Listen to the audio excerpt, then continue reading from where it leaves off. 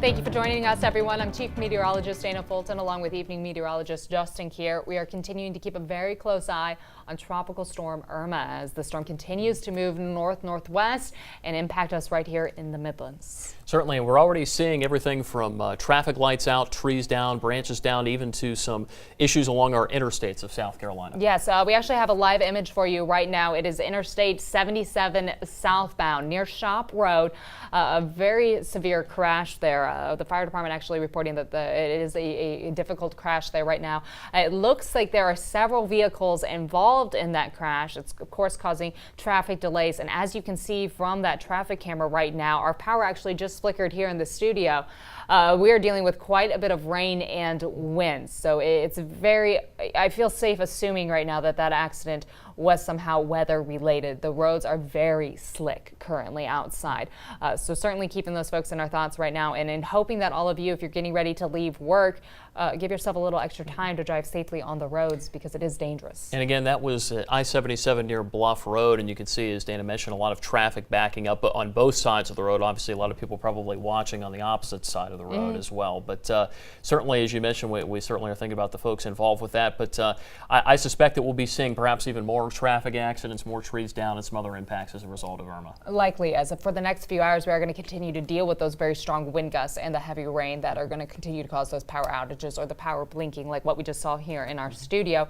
I know Justin lost his power earlier this morning. We've had several reports from Facebook, and of course SE&G has their power outages map, and it just seems like that map continues to be more populated with their indicators that there are several power outages in the area. So those numbers continue to climb. We know that SE&G is doing as much as they can to get your power back on, but there's only so much they can do with their bucket trucks when it's this windy outside, as we are seeing wind gusts reported to some areas in the low 50s, 55 miles per hour for some areas. Here's a look at our radar right now. You can see the rain that is moving on over the Midlands.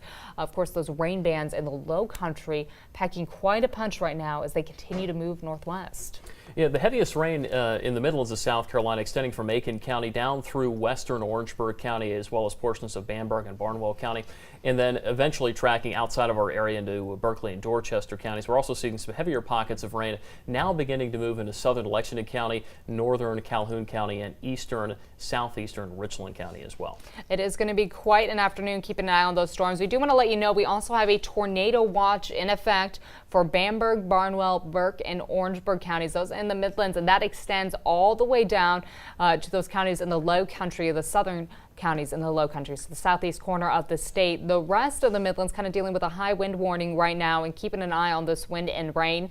That tornado watch doesn't extend throughout the entire Midlands, just for that corner in the southeast, but we do have quite an active afternoon on the way. The heaviest rain there in Orangeburg County right now, but it is moving northwest, and as it does move, we're keeping a very close eye on it and keeping a close eye if any other watches or warnings will be issued. But at this time, that is the only area that we do have a tornado watch in effect, and that is until 10 o'clock this evening. So the good news there, we are expecting things to kind of calm down a little bit overnight and certainly for tomorrow, but through the rest of the afternoon and evening, we're going to be dealing with very strong winds and heavy rain throughout the state, not just for us in the Midlands. Again, those peak winds, keeping a close eye on those.